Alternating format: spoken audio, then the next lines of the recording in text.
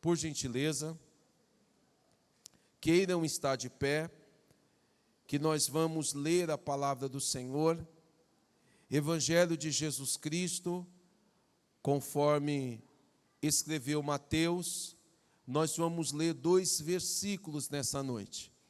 O primeiro versículo está registrado no capítulo de número 5 e o versículo de número 20. E depois nós leremos o capítulo de número 6, versículo de número 1. Mateus, capítulo de número 5, versículo de número 20. E depois Mateus, capítulo 6, versículo de número 1. Você vai localizar o texto bíblico de Mateus, capítulo 5, versículo de número 20. E Mateus, capítulo 6, versículo 1. Quantos já encontraram, por favor, digam amém.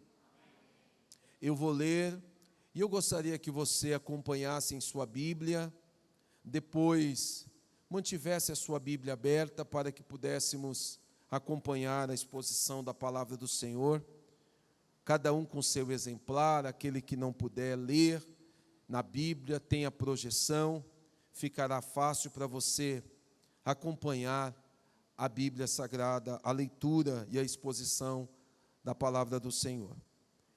Mateus, capítulo de número 5, versículo de número 20, diz assim: Por isso vos digo que, se a vossa justiça não excederem muito a dos escribas e fariseus, jamais entrareis no reino dos céus.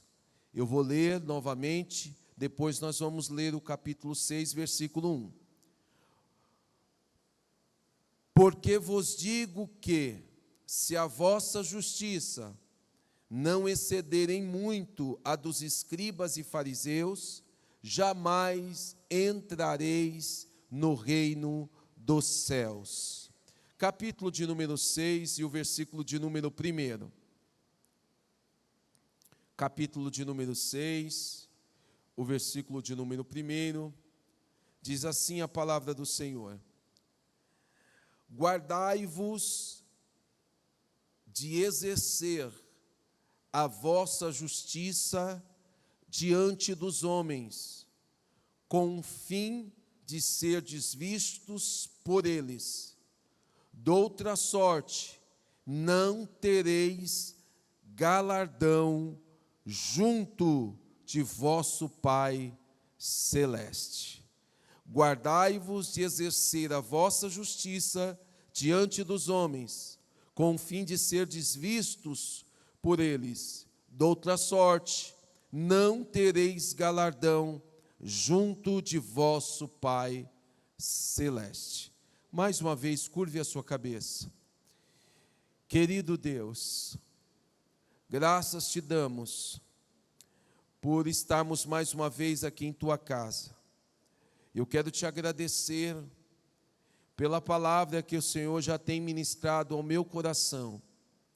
Mas eu te peço, Senhor, como um fruto da minha dependência, que o Senhor nos inspire nesta noite, para transmitir a tua palavra, Senhor, aos corações de cada um dos teus filhos, e que ela possa servir não apenas como um conselho, uma admoestação, mas também como consolação para os nossos corações, para a edificação, que através desta palavra nós encontramos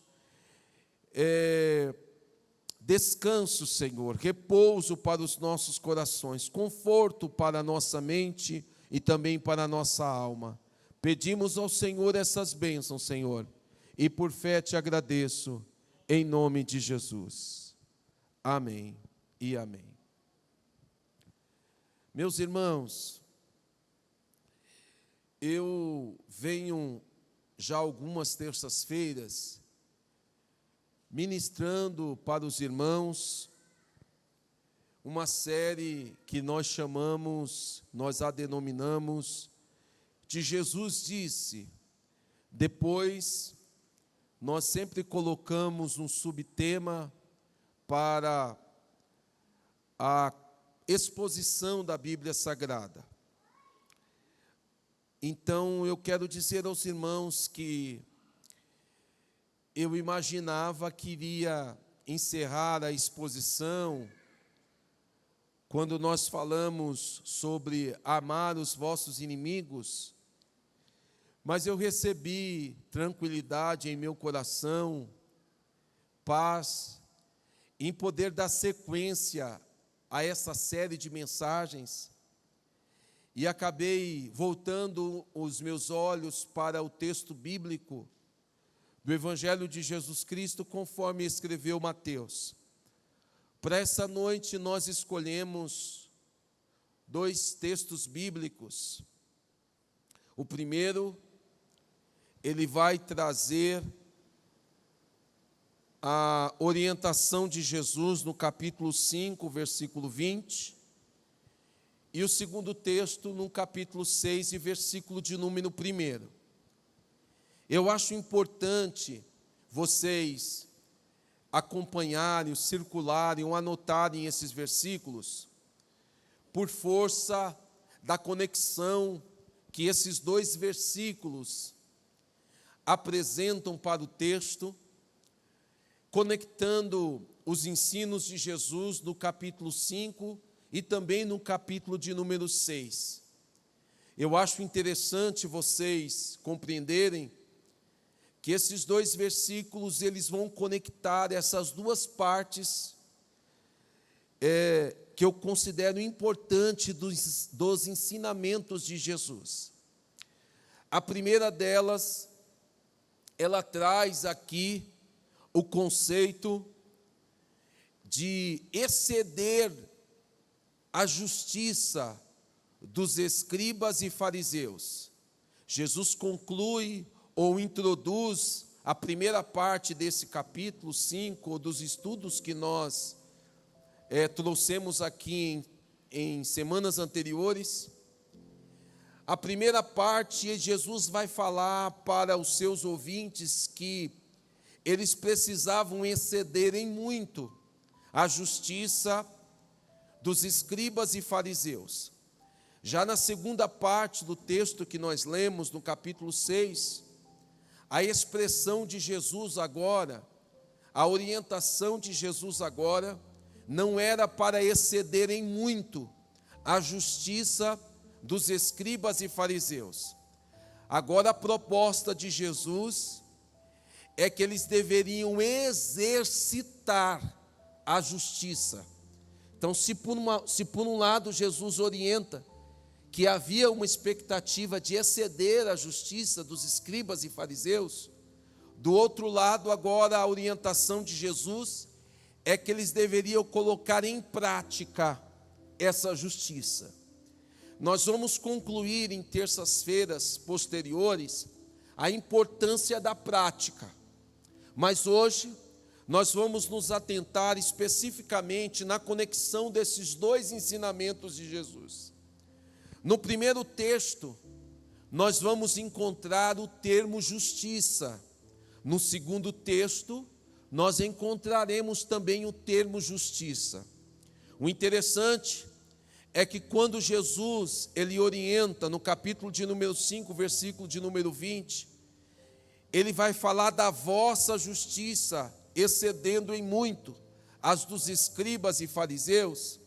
Apesar desse texto ter o termo justiça, nesse primeiro texto, o termo vai falar para nós sobre as condições de nós acessarmos o reino dos céus. No segundo texto que nós lemos, que é no capítulo 6, ele não vai trazer as condições de acesso, mas ele vai mostrar para nós as condições para sermos recompensados pela prática da justiça em Deus. Então atente-se para essas considerações iniciais, porque se nos primeiros textos, nas primeiras explicações, nos primeiros estudos que nós observamos, o capítulo de número 5, a proposta de Jesus era para dar acesso a esse reino. Observe, por favor, o que está escrito no capítulo de número 5, e versículo de número 20, quando o Senhor Jesus diz assim: porque vos digo que se a vossa justiça não excederem muito a dos escribas e fariseus, jamais entrareis no reino de Deus. Circule, por favor, esse verbo entrar, porque esses ensinos iniciais, eles vão nos dar acesso. Ele vai falar das condições para acessarmos o reino dos céus. Eu quero ser ousado, Alexandre, em dizer que os ensinos que nós trouxemos aqui, desde a pedagogia de Jesus, são condições para acessarmos a eternidade. Esses ensinos aqui, eles estão intrinsecamente ligados com a nossa salvação em Cristo Jesus. Pastor, o senhor está dizendo que a nossa justiça é capaz de nos conduzir à salvação? Não é isso. Eu estou dizendo que as condições são condições para acessarmos o reino dos céus. Eu não vou mudar a Bíblia. A salvação é pela graça, por meio da fé. E isso não vem de nós, é dom de Deus. Não vem das nossas práticas. Mas se eu tenho condições para acessarmos o reino de Deus, nós vamos entender aqui nos versículos ou nos estudos anteriores. Eu vou afirmar para você que o segundo texto, ele vai mostrar para nós o termo justiça, nos falando das condições para sermos recompensados neste reino.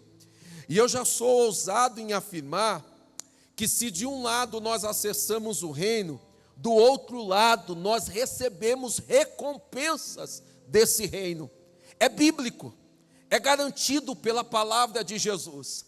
O que me alegra é que Jesus está nos mostrando pela palavra que existem condições para acessarmos esse reino, e mais do que isso, existem também recompensas quando nós acessamos o reino dos céus.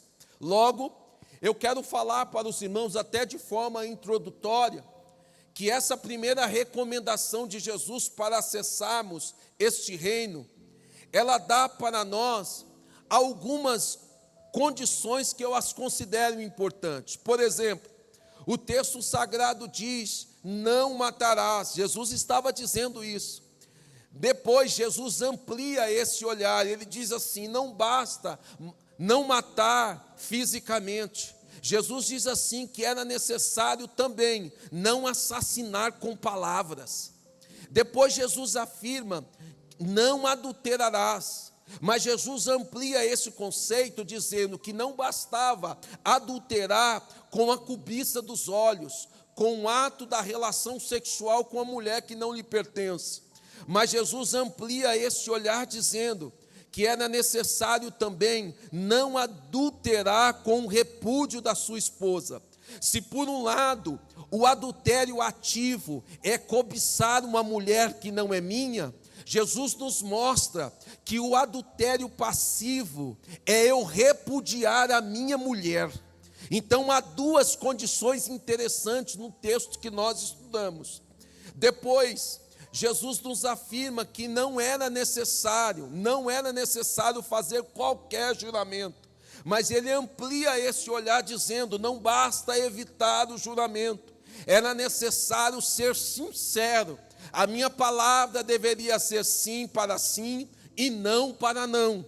Depois Jesus amplia o nosso olhar dizendo que as condições para acessarmos esse reino, também não bastava só aplicar a lei olho por olho e dente por dente. Jesus afirma que era necessário também não permitir que os nossos inimigos definissem a nossa reação, ou seja, a proposta do reino de Cristo não era pagar com a mesma moeda, não era toma lá, dá cá, não era devolver do mesmo jeito que você recebeu, não. Jesus estava nos dizendo o seguinte: olha, não basta só aplicar a lei olho por olho e dente por dente, é necessário que você entenda que o seu inimigo não tem domínio sobre você, não é ele que diz como você vai reagir.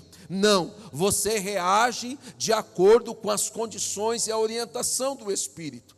E aí nós concluímos dizendo que Jesus disse assim: olha, vocês ouviram o que foi dito aos antigos, ama o teu próximo e aborreça o teu inimigo. Mas Jesus afirma que não bastava só amar o próximo, era necessário também amar os vossos inimigos.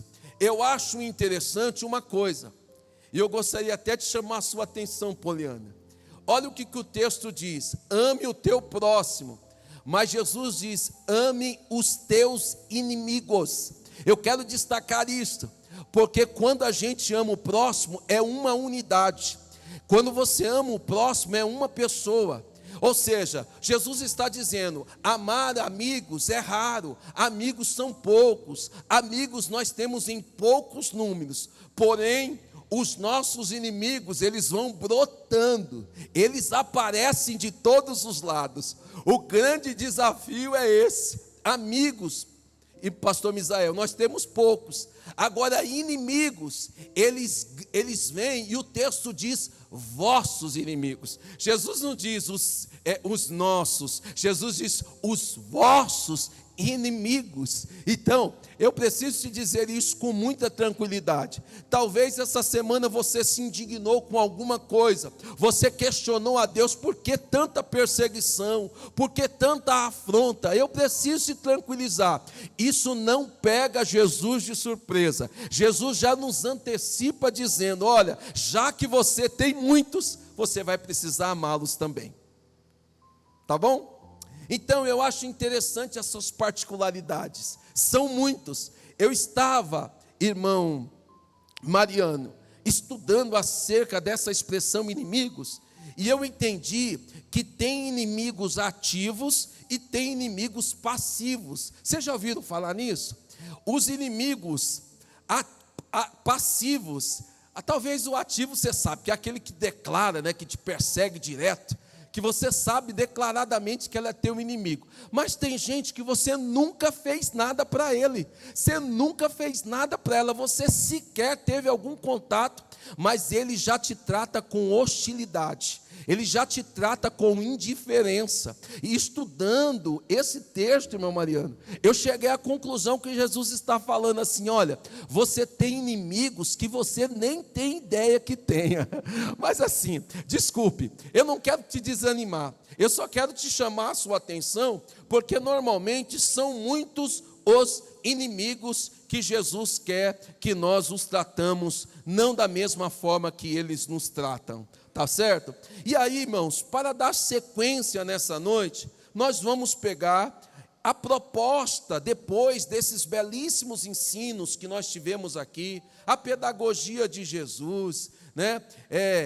O melhor caminho é a reconciliação, né? Sejam sinceros, depois de não pague com a mesma moeda, amai os vossos inimigos. Nós vamos partir para uma movimentação prática dos ensinamentos de Jesus. Para hoje, a proposta é nós observarmos a partir do capítulo 6, qual que é essa conexão, qual que é essa ligação, qual que é essa aplicação dos ensinamentos de Jesus. Ora, se no capítulo 5 nós aprendemos as condições para acessarmos esse reino, no capítulo 6 nós vamos encontrar agora como é que nós vamos praticar, como nós vamos ser recompensados por essas práticas, por esses atos dirigidos pelo Espírito Santo de Deus. Se não, eu gostaria que você olhasse para a sua Bíblia, no capítulo de número 6, versículo de número 1, que eu gostaria que você acompanhasse comigo mais uma vez a leitura, que nós vamos destacar aqui 3 verdades encontradas no capítulo de número 6, versículo de número 1. 3 verdades. O texto diz assim: guardai-vos de exercer a vossa justiça diante dos homens, com o fim de serdes vistos por eles. De outra sorte, não tereis galardão junto do vosso Pai Celeste. Pastor, quais são as 3 verdades que nós encontramos no capítulo de número 6 e o versículo de número 1? A primeira verdade é: Jesus nos orienta que os nossos atos de justiça, as nossas boas ações, elas podem ser vistas pelos homens e por Deus. Eu preciso dizer isto. O texto deixa claro que o próprio Jesus está dizendo: vocês precisam tomar cuidado, vocês precisam ficar atentos, que as tuas boas obras, elas são vistas tanto pelos homens quanto por Deus. O detalhe é que Jesus diz assim: olha, embora elas sejam vistas pelos homens e por Deus, a segunda verdade é que Jesus não vai criticar o ato de justiça. Jesus, na verdade, ele vai fazer uma crítica à hipocrisia. Então, se a primeira verdade é que os meus atos são vistos tanto por homens quanto por Deus, Jesus também afirma que o ato em si, ele não é objeto de crítica. Jesus vai nos mostrar que ele está criticando é a prática da hipocrisia. Por isso, eu preciso que você olhe para o texto e você vai encontrar que Jesus vai encontrar ali alguns atos. E aí, pelos atos, você vai chegar à conclusão que Jesus não diz assim: se doares. Jesus não diz assim: se dere esmola. Jesus também não diz assim: se orares. Jesus também não diz assim: se vocês jejuarem. Pelo contrário, Jesus não critica o ato. Jesus diz assim: quando vocês derem esmola, quando vocês orarem, quando vocês jejuarem. Então Jesus não está criticando o ato de dar esmola, Jesus não está criticando o ato de oração, Jesus não está criticando o ato de jejum. Jesus já está partindo do pressuposto que o ato é bom. O que não é bom é a hipocrisia no exercício desses atos de justiça. A terceira verdade, qual seria, pastor? Do capítulo de número 6, versículo 1. Essa é uma das verdades mais gratificantes desse texto. Jesus vai nos afirmar que existem pelo menos 2 recompensas. Quantas recompensas, pastor?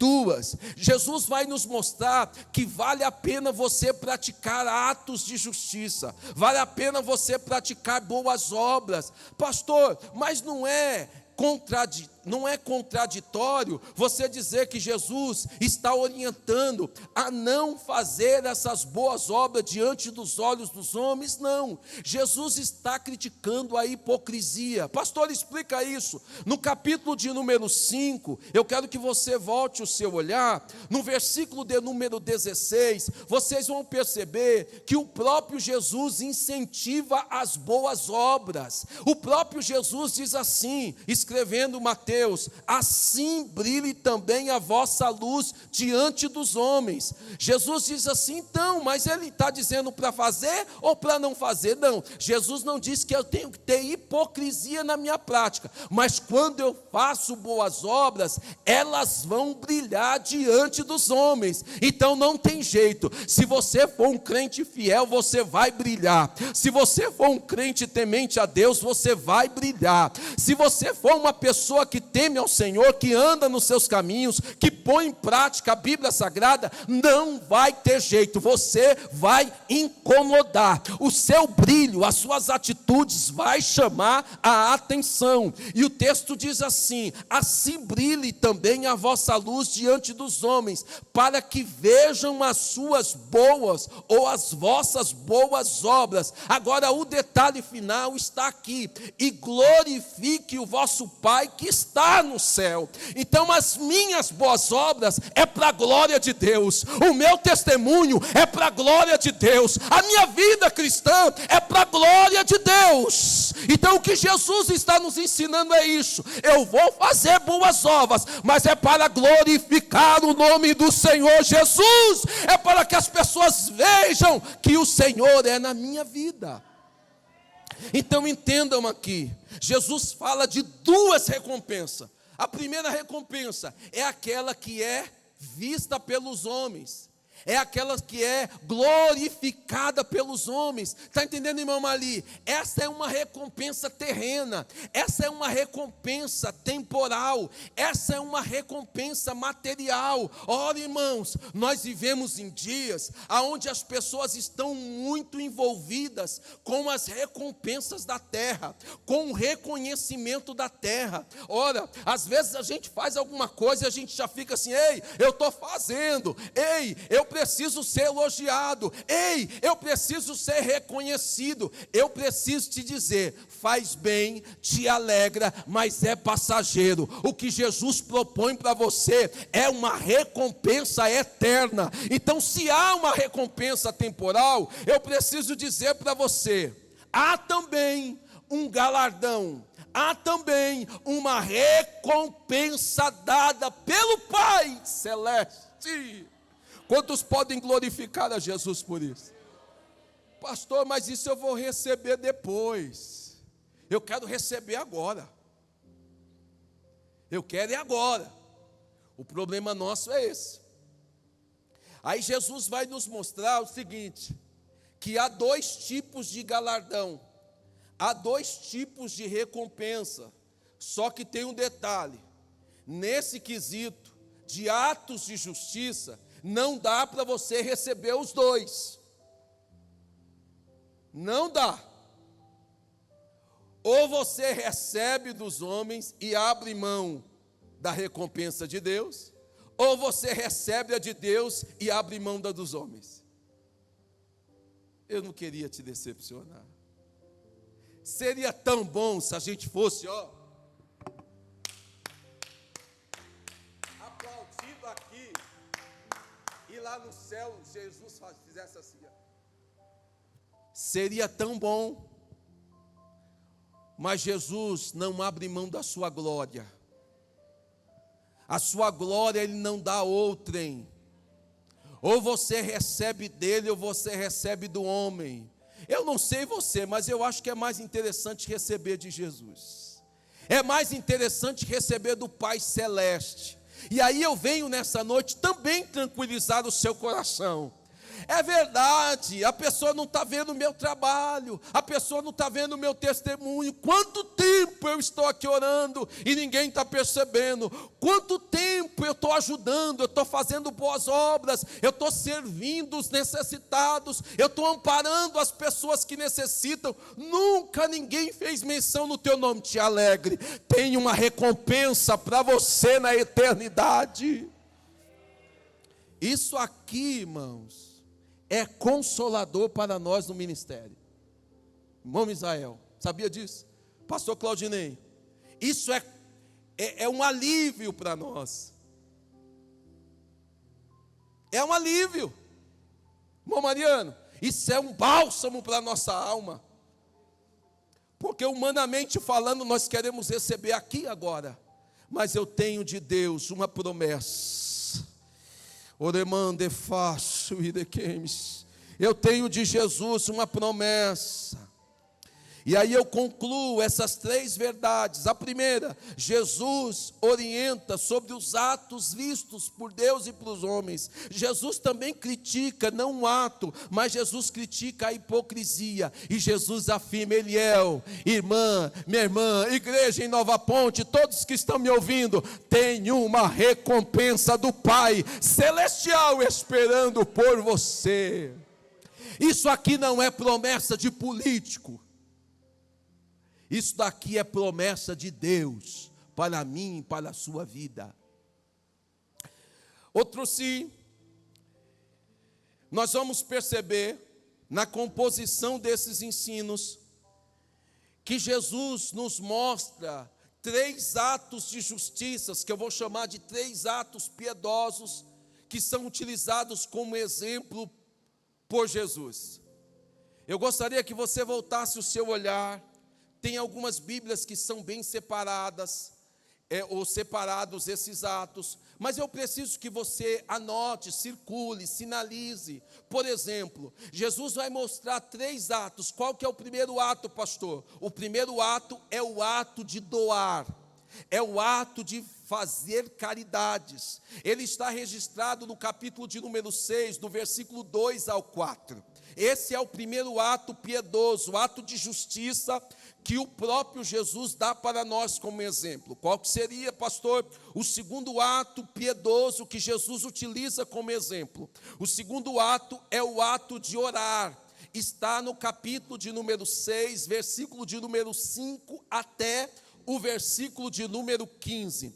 Qual seria então, pastor, o terceiro ato piedoso, ou ato de justiça, que Jesus está exemplificando para nós como ensino? Jesus vai utilizar o ato de jejuar. Então são três atos importantes. Primeiro, o ato de doar. O segundo, o ato de orar. O terceiro, o ato de jejuar. Eu gostaria que você sinalizasse, talvez na sua Bíblia está bem dividido, mas nesses três atos, Jesus vai mostrar para nós que era importante nós exercitarmos esses atos de justiça sem hipocrisia. Por quê? Porque naqueles dias existiam muitas pessoas, muitos religiosos, muitas pessoas que tinham essa prática, muitas pessoas que doavam, muitas pessoas que oravam, muitas pessoas que jejuavam, porém o propósito dessas pessoas era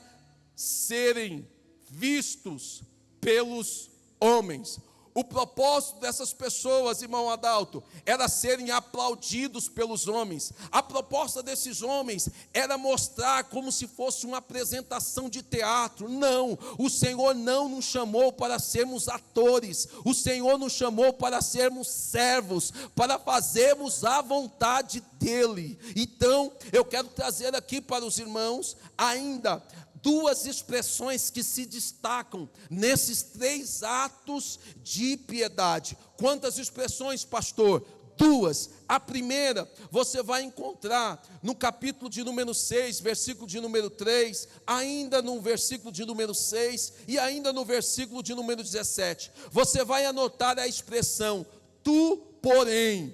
Tu, porém, o que é que significa isso? A expressão de Jesus era o seguinte: no seu tempo tem gente que faz para aparecer, nos seus dias tem gente que pratica para que os homens aplaudam, mas eu preciso que você faça diferente. Logo, a expressão tu, porém, é uma expressão que divide os dois grupos. Tem um grupo que faz, mas quer aparecer, mas tem um grupo que faz, mas quer engrandecer o nome de Jesus. Tem um grupo que pratica atos de justiça para ser aplaudido, mas tem um segundo grupo que faz questão de tributar toda a honra e toda a glória ao nome do Senhor nosso Deus. Então, as duas expressões que se destacam, a primeira expressão é tu, porém, ou seja, Jesus afirma que era necessário fazer a diferença. Deixa eu abrir um parênteses aqui para você. Talvez você divide o banco com essa irmã e com esse irmão há muitos anos. Talvez você canta no mesmo conjunto, talvez você toca na mesma orquestra, talvez você divide o púlpito com alguém que está com você há muitos anos, mas eu preciso te dizer que para Jesus sempre há algum detalhe que faz a diferença. O próprio apóstolo Paulo dizendo para Timóteo, tu, porém, meu filho, ou seja, essa expressão tu, porém, está dizendo, você pode fazer diferente, você não precisa ser igual, você não precisa caminhar com a mesma expectativa, você sabe, você conhece que tem gente que que você precisa reconhecê-lo todo dia, que você precisa abraçá-lo todo dia, que você precisa elogiá-lo todo dia, que você precisa reconhecê-lo que ele faz todo dia, mas tem gente que não precisa. Basta ele saber que ele está servindo a Jesus Cristo, que ele está glorificando o nome de Jesus. É isso que o Senhor está dizendo. Tu, porém, seja desse jeito, se alegre para a glória de Deus, glorifique a Jesus pela sua vida, glorifique a Jesus pelo seu trabalho, mas tribute a ele toda a honra, toda a glória e todo o louvor. O propósito de Jesus era criticar os atos, não os atos de piedade, mas os atos de hipocrisia. Qual seria a segunda expressão que se destaca ao longo desses três atos, pastor? Você vai encontrar Tu, porém, no ato de doar, no ato de orar e no ato de jejuar. Mas eu preciso destacar aqui uma segunda expressão, que ela se encontra, que ela aparece também em todos os três atos, tanto no ato de doar, tanto no ato de orar e tanto no ato de jejuar. Qual é, pastor, a segunda expressão? Eu vou dizer para você, a segunda expressão é a seguinte: teu Pai vê em secreto. Teu Pai vê em secreto, ou seja, Ele vê, Ele registra, Ele sabe, Ele conhece, Ele tem o relatório, Ele sabe de todas as coisas. Se você observar no capítulo de número 6 e versículo de número 4, quando Jesus está orientando sobre a questão do dever de dar esmolas, de abençoar a vida dos necessitados, Ele diz assim: para que a tua esmola fique em secreto, e o teu Pai, que vem em secreto, te recompensará. A segunda expressão nós encontramos no ato de orar. Em Mateus capítulo de número 6, e o versículo de número 6 diz assim: tu, porém, quando orares, entra no teu quarto e fecha a tua porta, orarás a teu Pai que está em secreto, e teu Pai que vê em secreto te recompensará. Ainda no capítulo 6, versículo de número 18, no ato do jejum, o próprio Jesus diz assim, olha, eu vou ler o 17 para você compreender: tu, porém, quando jejuares, unja a tua cabeça, lava o teu rosto, passa uma maquiagem, passa um perfume, cuide da sua aparência, porque quando jejuarem, unge, com o fim de não parecer aos homens que jejuam. Nós não precisamos parecer aos homens que estamos jejuando, e sim ao teu Pai em secreto, e teu Pai que vê em secreto te recompensará. Duas expressões se destacam nesses três atos. A primeira, tu, porém. A segunda, teu Pai vê em secreto. Deixa eu gastar 2 minutos aqui. Gastar não, investir. Eu não sei se isso te aterroriza, mas bateu um temor hoje à tarde, quando eu lia. Na parte do almoço eu conversava com o irmão Manuel. Falei: Manuel, não me atrapalha agora não, porque senão você vai roubar a minha inspiração. E aí eu ficava pregando para ele na hora do almoço.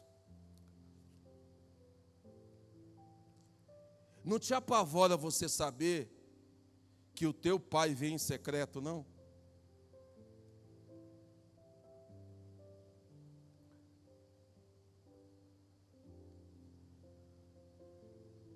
Não faz você tremer na base, não? O teu Pai vem em secreto.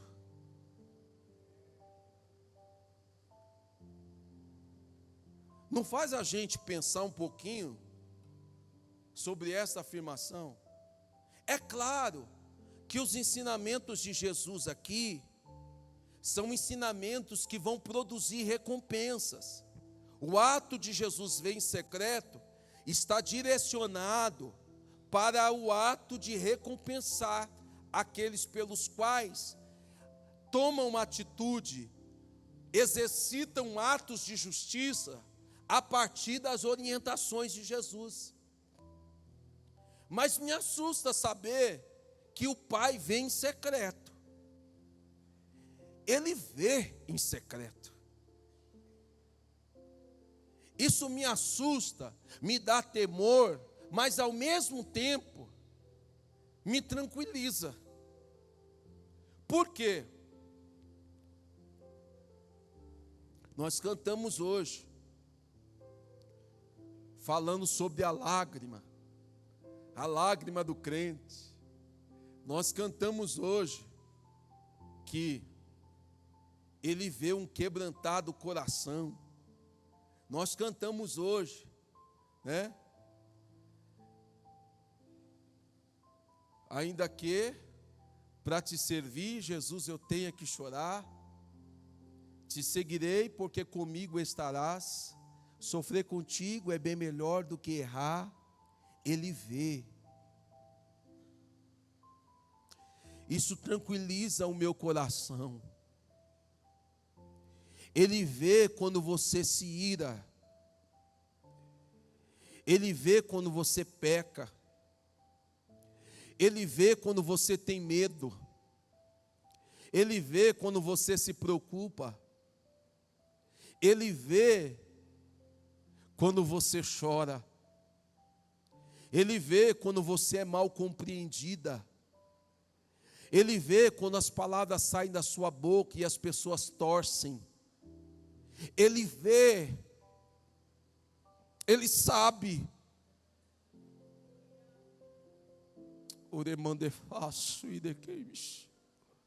Ele sabe todas as coisas. Ele visita reuniões secretas. Ele vê planos hostis contra a sua vida, contra a sua família.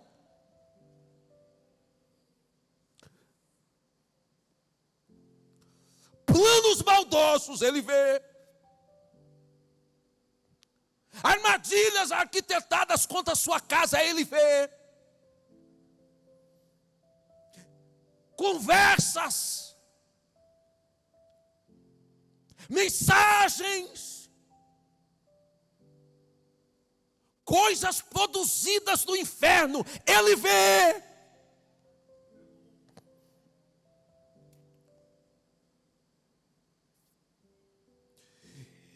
Isso é um bálsamo para a minha vida, é um bálsamo para a sua vida, é descanso para a sua alma. Você que tem se preocupado o tempo todo, eu preciso escolher palavras, porque senão, se eu não escolher palavras, vai acontecer isso, vai acontecer aquilo. Te tranquilize, ele vê, o Pai sabe, o Pai registra todas as coisas. Tem horas que você, minha irmã, fica insistindo, fica sofrendo, mas nessa noite, pelo poder da palavra, eu preciso te dizer: o Pai vê, o Pai conhece todas as coisas, Ele vê aquilo que você não vê, Ele ouve aquilo que você não ouve, Ele registra aquilo que você não é capaz de registrar. Oremande faço e decai, oremande camande faço e dequeimes. Ele sabe, e eu preciso glorificar o nome de Jesus, porque dos olhos do nosso Deus, nosso Pai, ninguém esconde. Ele vê, Ele sabe, Ele registra todas as coisas. Orei, faço e dequeis. Oh, aleluia! Ele conhece os planos arquitetados contra a sua casa. Ele conhece as armadilhas que eles estão fazendo lá no seu trabalho. Ele sabe as conversas dos bastidores. Ele conhece os planos envolvidos, carnais, produzidos pelo inferno, para roubar a sua alegria, para tirar a sua paz, para destruir o seu casamento. Ele vê todas as coisas. Mas eu preciso te dizer nessa noite: os seus atos de justiça vão brilhar, vão brilhar, vão brilhar, vão brilhar. Eu estou recebendo graça de Deus para dizer isso. Os seus atos de justiça vão brilhar diante dos homens, e o nome do Senhor será glorificado. Faço e dequeis. Oh, eu quero glorificar a Jesus por essa palavra nessa noite, Flávio. Ele vê, Ele vê, Ele vê todas as coisas.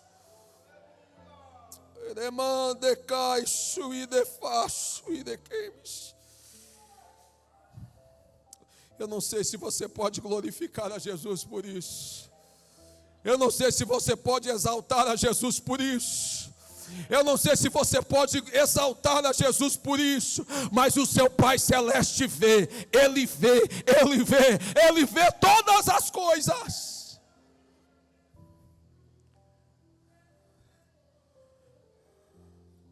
Vou guardar. Fique de pé, por favor. Irei faço idequemes. Uremande come onde vaso idequemes. Aleluia. Aleluia, aleluia, aleluia. O Pai vê, mas Ele não só vê, Ele vê em secreto.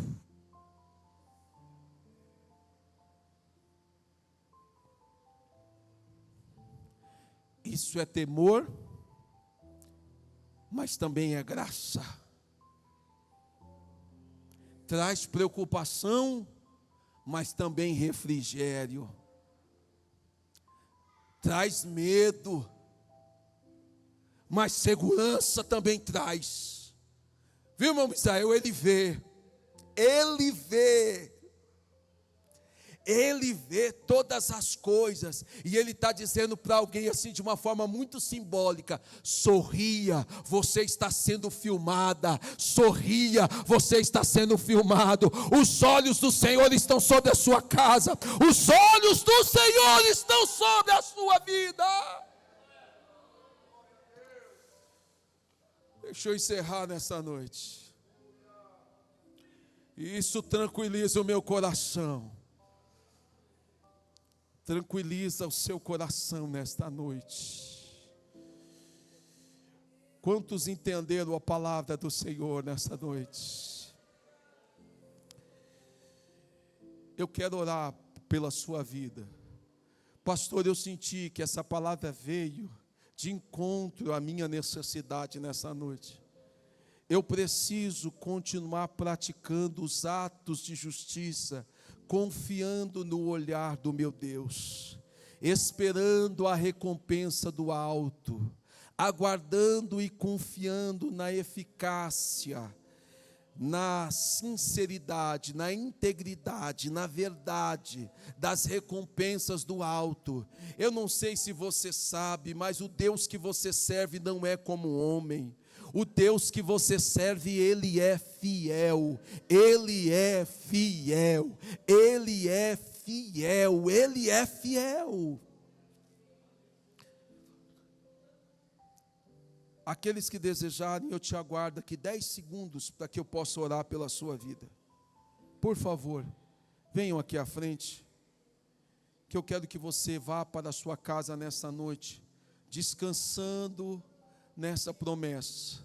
Ele vem em secreto, Ele vem em secreto, Ele vem em secreto, Ele vem em secreto,